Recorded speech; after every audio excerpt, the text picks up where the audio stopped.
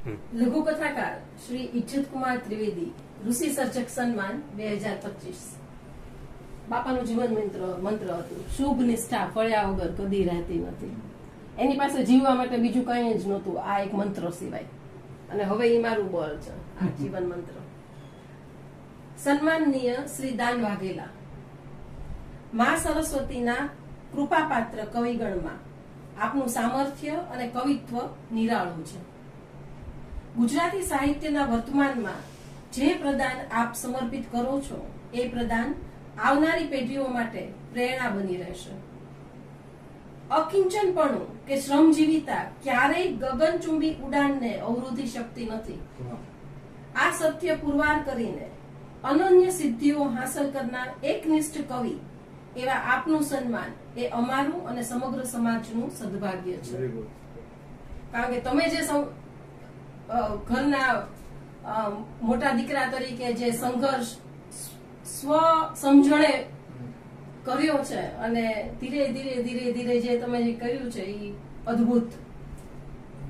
આપના સર્જન દ્વારા થઈ રહેલા સમાજ સિંચનને વધાવતા, આપના સર્જનને બિરદાવતા અને આપને પોંખતા આખો સમાજ જે અનુભવે છે એ ગર્વ આપને સન્માનતા અહીં હું પ્રગટ કરું છું.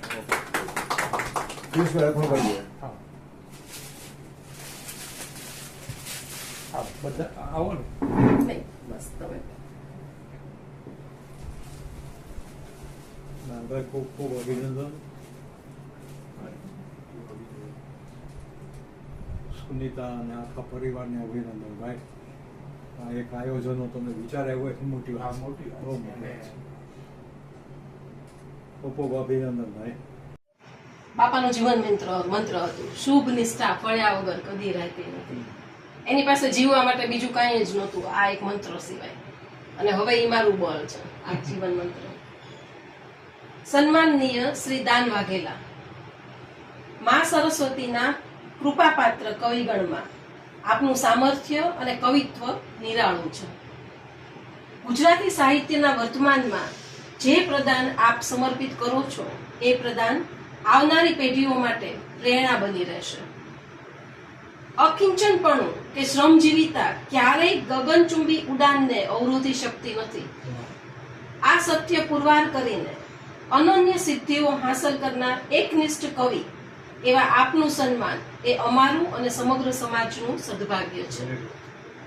કારણ કે તમે જે ઘરના મોટા દીકરા તરીકે જે સંઘર્ષ સ્વ સમજણે કર્યો છે અને ધીરે જે તમે જે કર્યું છે એ અદ્ભુત. આપના સર્જન દ્વારા થઈ રહેલા સમાજ સિંચનને વધાવતા, આપના સર્જનને બિરદાવતા અને આપને પોંખતા આખો સમાજ જે અનુભવે છે એ ગર્વ આપને સન્માનતા અહીં હું પ્રગટ કરું છું.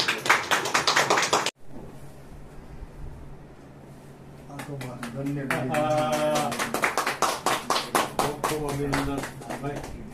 પિયુષભાઈ હસ્તે એક નાનકડી રકમનું ચેક કરીને આ બેન